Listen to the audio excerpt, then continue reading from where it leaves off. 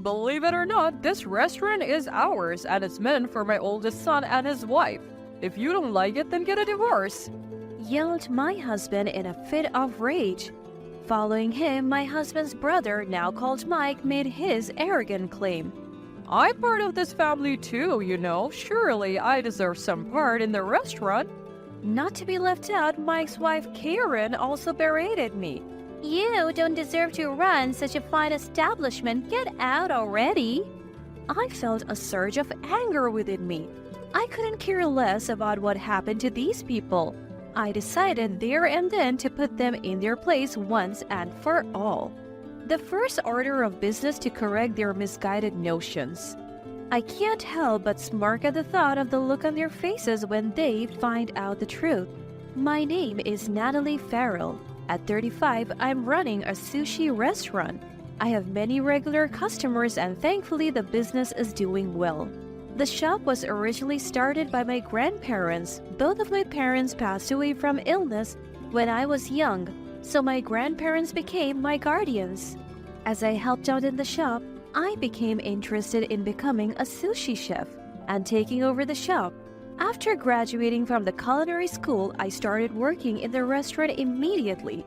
I learned how to make sushi from my grandfather and how to serve customers from my grandmother. Thanks to their guidance, I became a competent chef and developed proper etiquette. For a while, the three of us ran the shop. But when I turned 23, a man named Steve Farrell came to our shop. He was 5 years older than me. He used to be a sushi chef, but the shop he had been working at had closed down, so he was looking for a new job.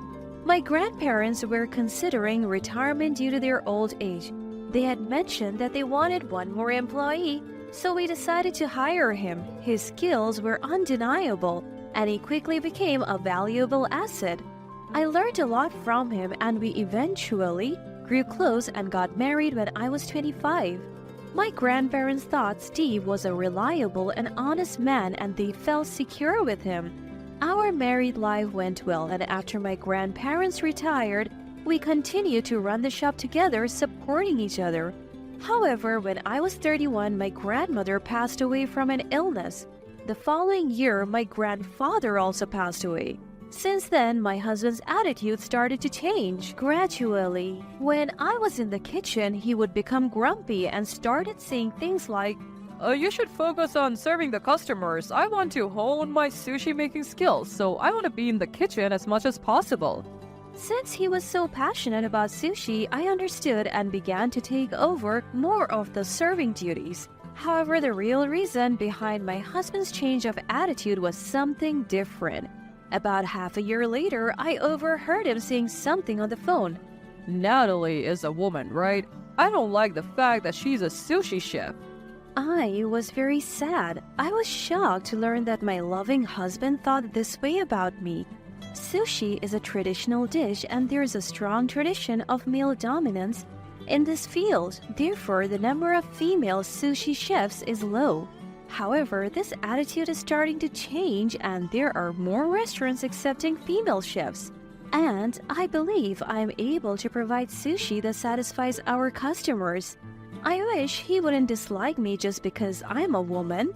After hanging up the phone, my husband finally noticed my presence and hastily tried to gloss over his comments. I was just stressed out and said it without thinking. I promise I won't say it again. Will you forgive me? Seeing him seemingly regretful, I decided to forgive him. However, my husband started causing more problems. One day, I noticed that $3,000 had been withdrawn from our savings account. When I confronted him, he said, My brother Mike lost his job and I had to help him out. He's family after all. There's nothing we can do. Frankly, I didn't like it. The reason being, Mike is a problematic person. He initially aimed to be a chef, but quit early due to the rigorous training and has been job hopping ever since. Every time we met, he would ask for money, and he gave off a very irresponsible impression. His wife, Karen, also can't hold a job.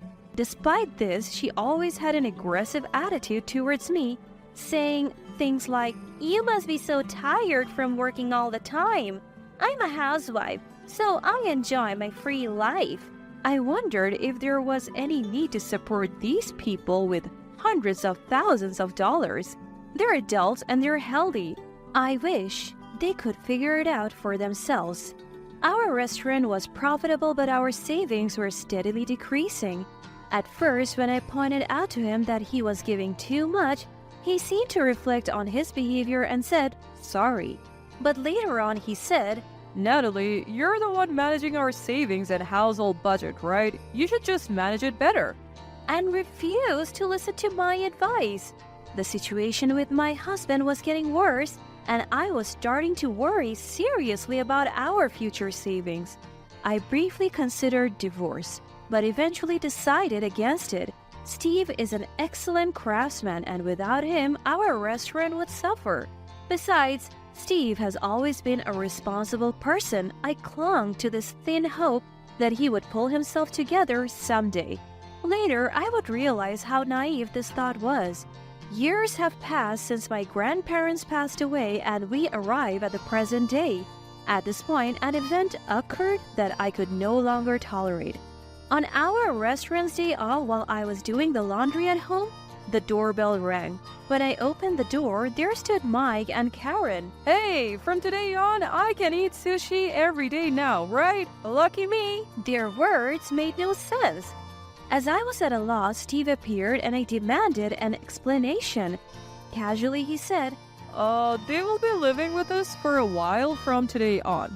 I was even more confused. Upon further inquiry, I learned that Mike and Karen were in dire financial straits and couldn't even afford their apartment rent.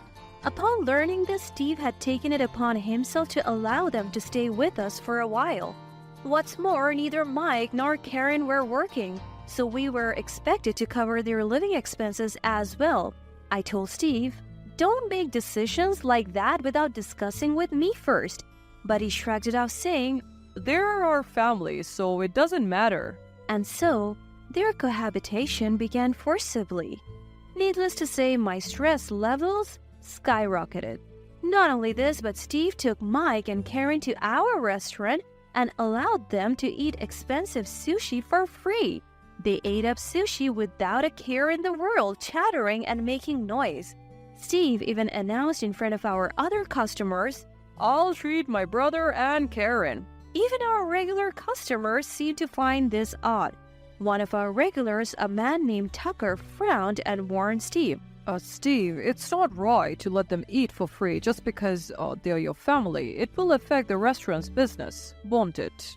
Steve pretended to reflect upon his words, saying, I'm sorry. Tucker is our regular customer, and we have been close since I was a child. He's like a beloved grandfather to me, and he's always there for me, saying, If you ever have a hard time, feel free to talk to me. However, despite Tucker's warning, Steve didn't stop giving preferential treatment to Mike and Karen. Steve never scolded Mike and always showed a soft smile towards Karen. Watching Steve like this, a suspicion began to form in my mind. I hope I was just misunderstanding, but my suspicion would later prove correct. When my stress was at its breaking point, a major incident occurred. One day off, Steve, Mike, and Karen told me they had important news. Actually, we have decided to hand over our restaurant to Mike and Karen. It's been Mike's dream to become a chef, and we thought it would be a good idea. I felt dizzy. Running a restaurant is tough. I couldn't believe that Mike and Karen could manage it, and I didn't want to give the restaurant that we inherited from our grandparents to people like them. I firmly told them. Then Steve, Mike, and Karen all became furious. Steve yelled at me loudly. That's my restaurant. What I do with it is my business. Whether you like it or not, the restaurant will belong to Mike and Karen. If you don't like it, get a divorce. Mike also arrogantly said, I'm part of the family too, right? Just give me the restaurant. Karen berated me, saying, "You're not worthy of that restaurant. Get out quickly." I was filled with intense anger. I no longer cared what happened to these people. I decided to retaliate against them once and for all. First, I decided to correct the three's misunderstanding. I chuckled to myself, wondering what their faces would look like once they learned the truth. I don't know what you guys are misunderstanding, but the restaurant is something I inherited from my grandparents. It's in my name, so I can't transfer it to Steve, Mike, or Karen. As I explained this, my husband looked surprised. But I'm your husband. I should have the right to do as I please with the restaurant. Inheritances go to blood relatives. Since we don't have children, my inheritance is mine alone. Steve finally seemed to understand the mechanics of inheritance and was stunned. I was almost dumbfounded by his lack of common sense because Steve was so dedicated to sushi he lacked some common knowledge. I have often felt this way in our married life. Then, Mike started to make a fuss. Hey, you should have explained this beforehand. I finally raised my voice in anger. What? You guys were the ones who proceeded with the conversation based on your misunderstandings. You didn't even give me the time to explain. What are you saying? Annoyingly, Mike tried to counter further. But we don't care about whose name it's in.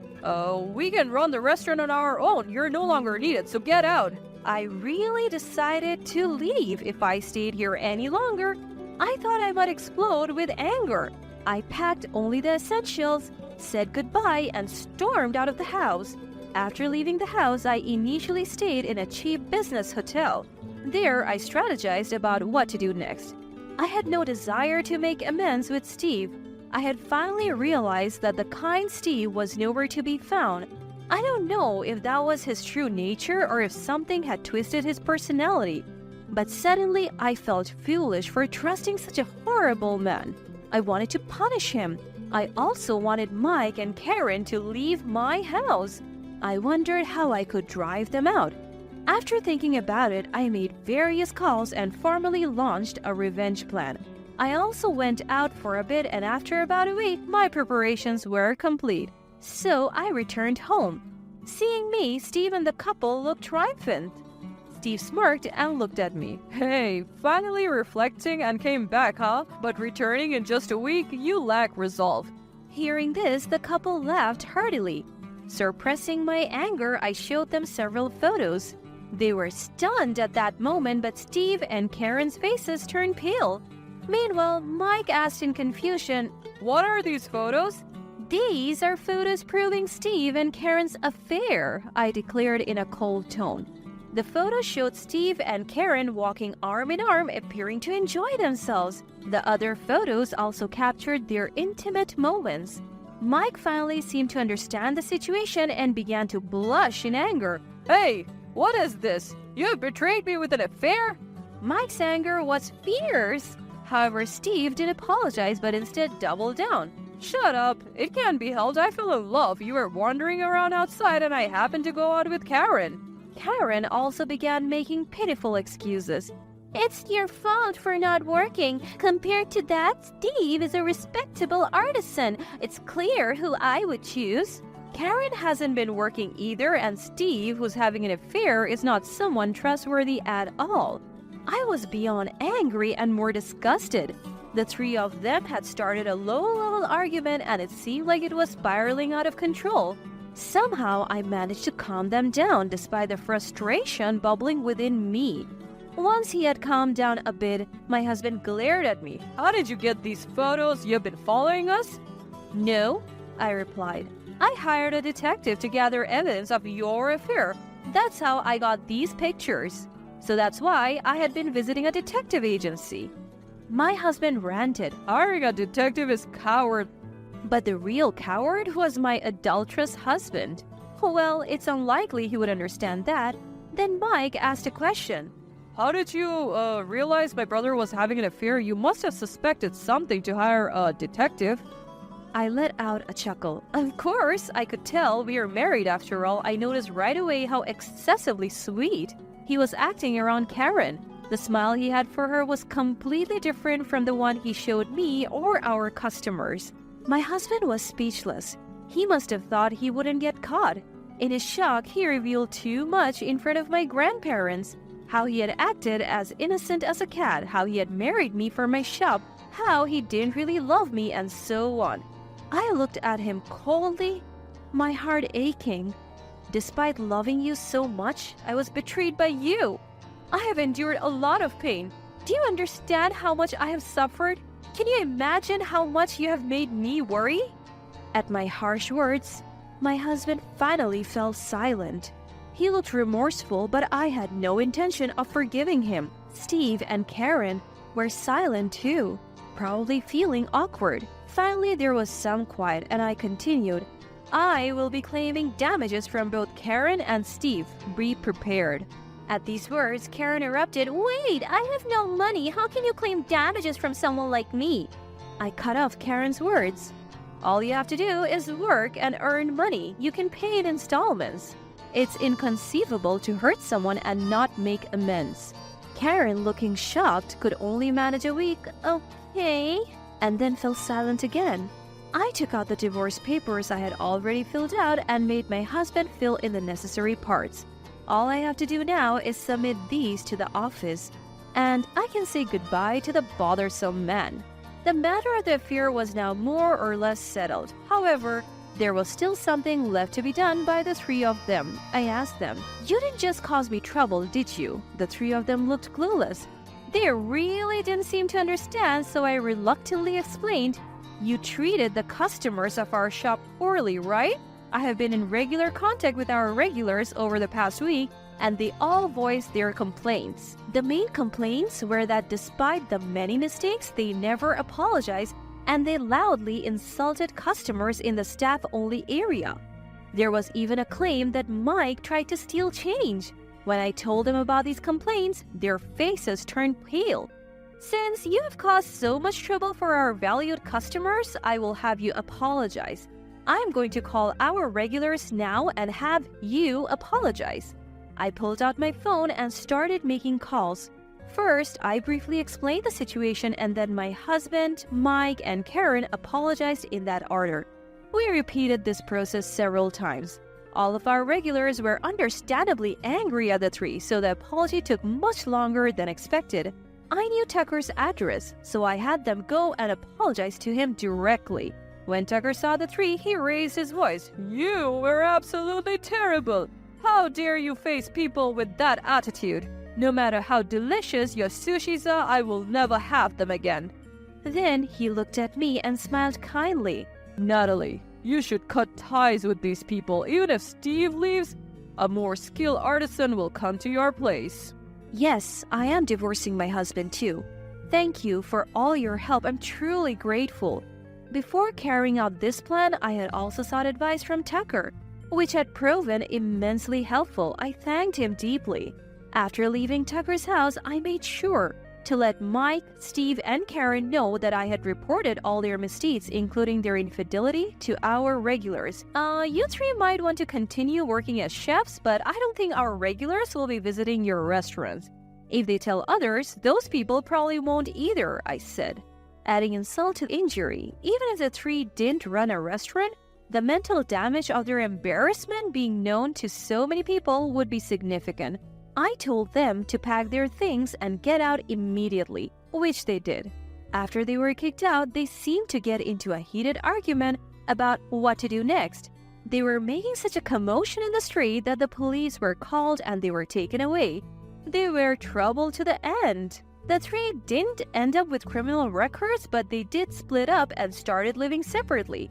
Mike and Karen got divorced too. I submitted the divorce papers to the government office and cleanly cut ties with my husband. Mike is still unemployed and living a poor life. I heard he's struggling daily to dodge debt collectors because of the substantial debt he owes. As I promised, I demanded alimony from my husband and Karen. Karen seems to have found a job for now. However, she was unemployed for a long time, so she can't suddenly become a high earner, and her salary seems to be quite low compared to her peers. My husband also managed to find a job and relocated to a remote state where he didn't know anyone. Yet rumors have a way of leaking out, and their past wrongdoings became known, leaving them with no place to hide. In particular, my husband and Karen have to keep working to pay their debts. I imagine their days are tougher than they expected. I hope they suffer.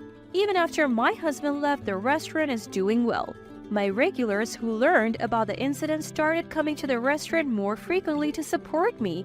I had fewer chances to be in the kitchen due to my husband, but I have been practicing in secret so my skills haven't deteriorated.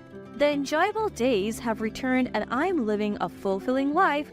We have also gained a new employee. She's a girl who just graduated from vocational school. She's still an apprentice and has a lot to learn, but I sense a flair in her. Her attitude towards the customers is excellent, so she is well regarded among the regulars. Since we're both women, we found it easier to connect with each other, and she sometimes confides in me about her worries. I think we're building a good relationship. I even consider having her inherit the restaurant in the future, but I intend to keep doing my best as an active chef for now. While cherishing this restaurant that I inherited from my grandparents, I wanted to keep growing both as a sushi chef and as an individual.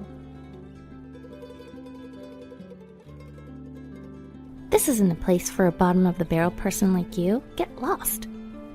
The moment these words, the finale of flurry of verbal abuse, were hurled at me by our new recruit, Rachel, something inside of me snapped. Still smiling, I gestured with my hand. Look over here. My name is Sherry. I'm 65 years old. I had initially worked for this company, took a break due to marriage and raising children, and have since returned to a part-time administrative role. I have a deep personal attachment to this company. After all, I've been working here since graduating middle school. Back in the day, it was a small-scale company with just a few dozen people. Reflecting back, when my father passed away suddenly, I gave up on going to high school and started working to support my mother and young siblings. I thought to myself, my life is so miserable. Now I realize I was wrong. Life is full of surprises. I believe that it's because of the hardships I've faced that I can enjoy my fulfilling daily life now. And that's how I had come to think. Oh, this document. As I was doing my usual work, my eyes fell on my document tray. The document on top was oddly colorful, decorated with mysterious illustrations. Apart from the necessary charts and graphs, there were various other problems, but in any case, it was formatted differently than the company set standard. When I asked around about who had left it there, it turned out it was a new employee, Rachel, who had left it during my absence. Holding the problematic document, I headed towards Rachel's desk. Rachel? Hi there. Can I talk to you for a moment? When I called out to her, Rachel turned her eyes towards me without responding. Her haughty attitude was perplexing, but I handed her the document. This document, did you perhaps leave it on my desk by mistake? I think it should have been submitted to your boss. Also, the format seems to be off. You might want to correct it. As I was speaking, Rachel silently stood up and beckoned me to a corner. Although I was puzzled, I followed her, only for Rachel to glare at me. Of course I submitted it to my boss, but I was told to redo it, which is super annoying. So I delegated the task to you. Can't you see this? Rachel pointed to a post-it note stuck to the document. It said, "Redo it for me." I had noticed the post-it note long ago, but I didn't understand the memo. I'm highly educated and capable, so even if I don't say anything, work comes my way and I get busy. Do you get it? That's why I decided to share some work with a part-time grandma who seems to have time. I did my best to suppress a cringe that threatened to twist my face. If I remember correctly, new recruits at this time of the year are still under their training period. Even if they're promising, would they really be assigned that much work as newcomers? Besides, what does she mean by sharing? Apart from the document, this person, Rachel, seems to have many points to question. This is your work, Rachel. I can't do it for you. As I handed the document back to her with a smile, Rachel's face turned red. Why not? It's just a little correction.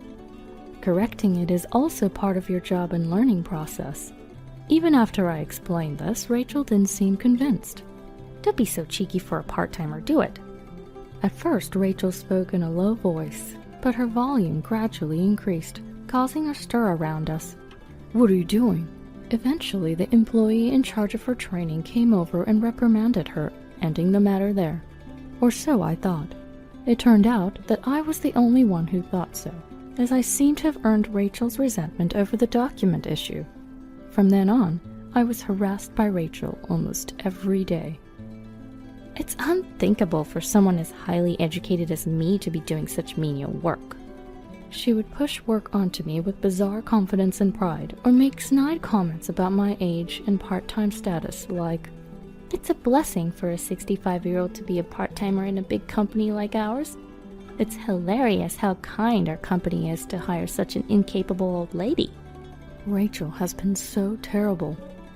When I discreetly asked around, it seems that Rachel is a problematic new recruit who stands out among those who joined this year. There are rumors about her poor ability to catch up on work and her difficult personality. How did someone like Rachel get hired in the first place?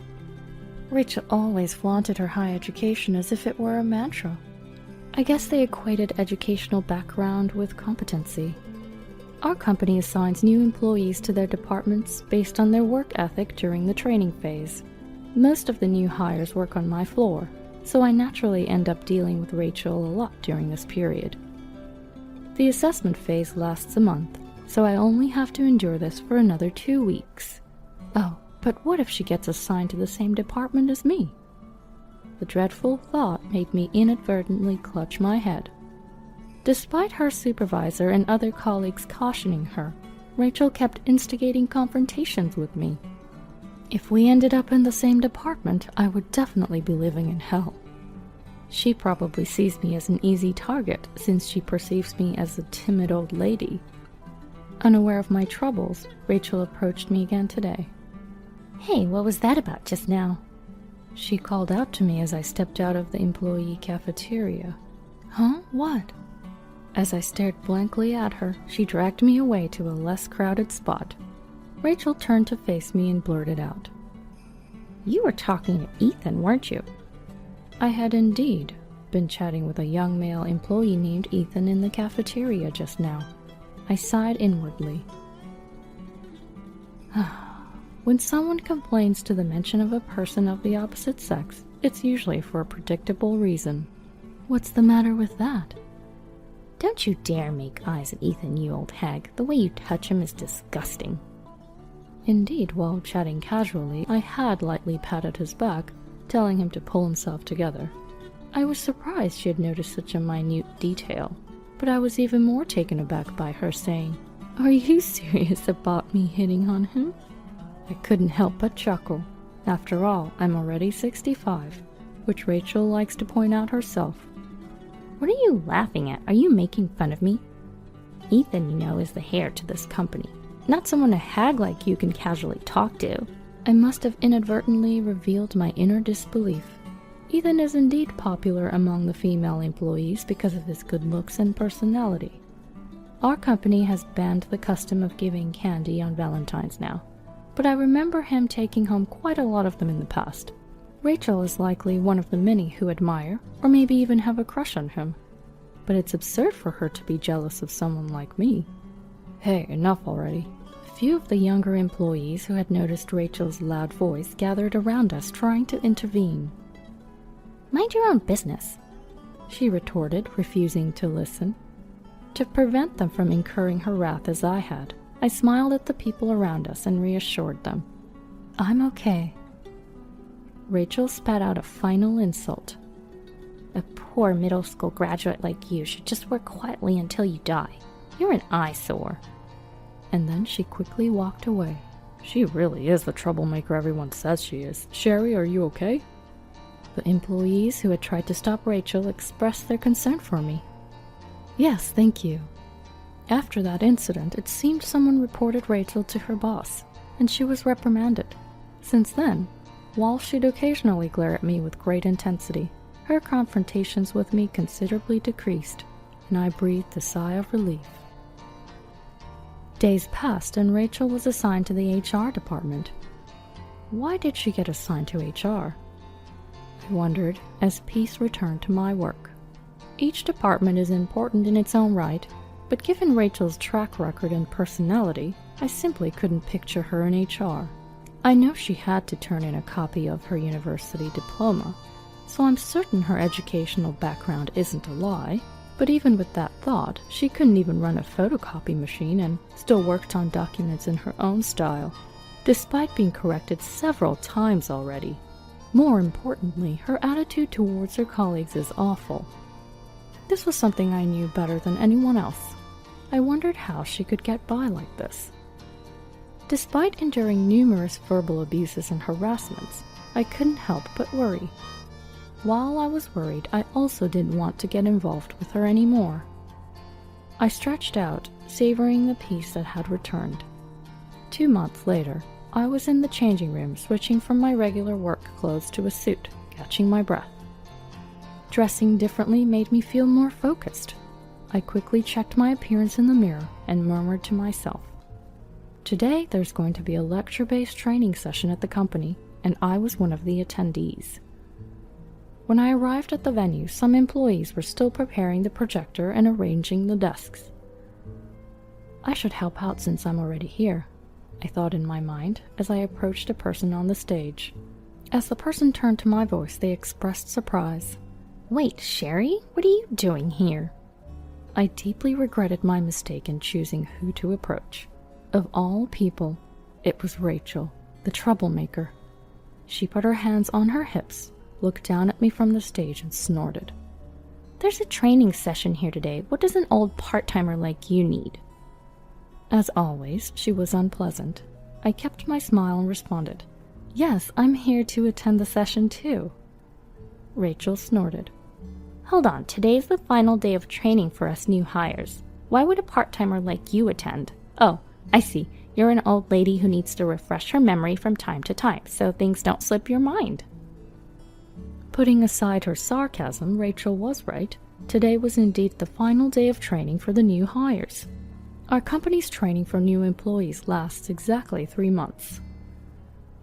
The first month is an assessment period, and the remaining 2 are for their boss to observe their work performance. Today was the final day. A sort of summary day where several employees serving as lecturers would provide lectures on topics such as the company's management philosophy. "You're not here as a lecturer, are you? Or has dementia made you confused? This place isn't for bottom-rung workers. Go home already." As I maintained my silence and smile, Rachel's verbal onslaught escalated. The younger employees around us were so stunned that they forgot to stop her. While she was still berating me, I noticed a familiar face among those entering the room. Keeping my smile intact, I gestured with my palm toward the entrance. "You might be the one who'll be leaving after this." "What are you—" Rachel followed my palm and immediately gasped. Standing there were our company's president, the head of the HR department to which Rachel belonged, and Ethan, the man she fancied. The head of HR was sweating profusely at Rachel's outburst, while the president and Ethan were clearly disgusted. "No, this isn't what— I was just trying to explain to this part-timer the importance of today's training."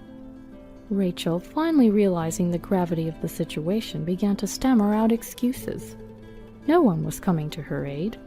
Amid the uncomfortable silence, Ethan, standing next to the president, glared at Rachel and asked me, "Mom, is she the problematic new hire you were always talking about?"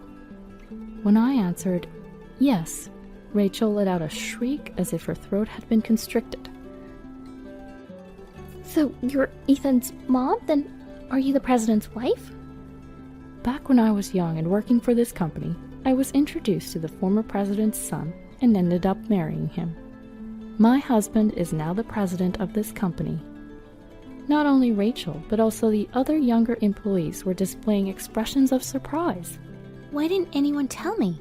At Rachel's distressed outburst, I explained, "Only a few employees know I'm the president's wife. I didn't want the new employees' attitudes to be affected, so I asked them to keep quiet about it." Rachel just gaped in response to my words. I was asked by my husband to greet the new employees and offer them words of encouragement, both as a long-serving part-time employee and as the president's wife. That's why I intended to attend today. I didn't expect to be talked down to this much. Rachel bit her lip. "Why would the president's wife work as a part-timer?" I might not know much about running a business, but I love this company and I enjoy working among people. Also, working part-time is easier, since I still have household chores at my age. I continued. There are things that are harder to see from higher positions that are instead clearer to a part-timer. For instance, we often hear various rumors, don't we? I glanced between the head of HR and Rachel while making my ambiguous remark. Rachel's face instantly turned red. I hadn't planned on spelling it out in this setting, but in her heightened state of emotion, Rachel pointed at the HR manager and shouted out an accusation. It was him. He told me that if I went out with him, he would arrange for me to be hired. I was taken aback, not expecting her to self-destruct in this way. Everyone, including my husband and son, was astir. Working part-time, I heard all sorts of rumors, including the rumor about our head of HR and Rachel being in a relationship even before she started working here. It was supposedly why she was hired and assigned to HR in the first place. The source was one of Rachel's fellow new hires, who also told me about it. Apparently, a drunken Rachel had boastfully revealed it all at a social gathering. Later, when I was complaining about Rachel to my husband, I also discussed this rumor with him. I intended to verify it at some point, but I didn't expect this sudden turn of events. All eyes were on the head of HR. His sweat-drenched face was so pale and trembled, so much that he looked as if he were crying. Criticism began to fly around the room. The head of HR was a married man, so it was only natural. Given these circumstances, we have no choice but to halt the training for now, my husband declared, and the training was put on pause. Dragging along Rachel, who was wailing, and the HR manager in a daze, we relocated to the president's office. We had initially heard rumors about you two from my wife, Rachel, right? Your disrespectful behavior towards my wife was unacceptable, and we have received numerous complaints from other employees as well. Honestly, we were trying to figure out how to deal with this. By the way, sir, is it true what Rachel just said? Yes. With my husband's question, the HR manager, knowing he could not escape, weakly nodded.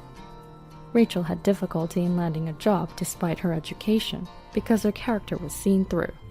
Seems as though this whole thing started after the HR manager approached her following her interview. Rachel, on the other hand, was defiant and was shouting at me. This coward, he manipulated me into it.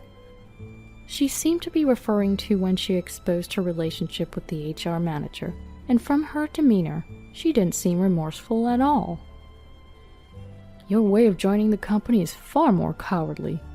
Ethan defended me with those words, and Rachel sat down, breaking into tears.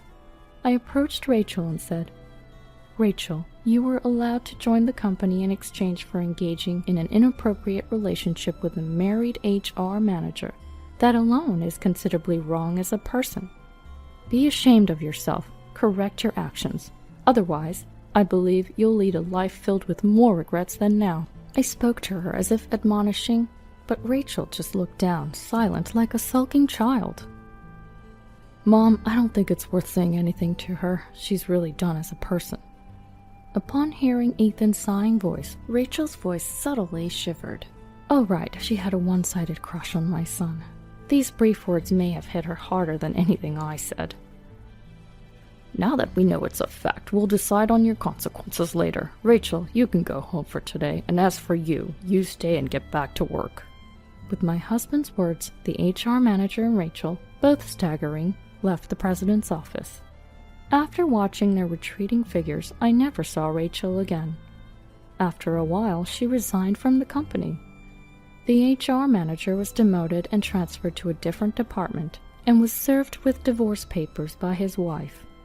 He's clinging to his job while being looked down upon by others, all to pay alimony and child support. According to Rachel's parents, who came to apologize later, understandably, Rachel was also sued for a large amount of alimony by the former HR manager's wife. Rachel turned to her parents for help but was rejected, and now she's apparently working part-time at a gas station in her neighborhood. As for me, I have plans to dine out with my family after work tonight. Ethan wants to introduce us to his girlfriend. I wonder what kind of person she is. I grinned and went back to work, looking forward to tonight's dinner.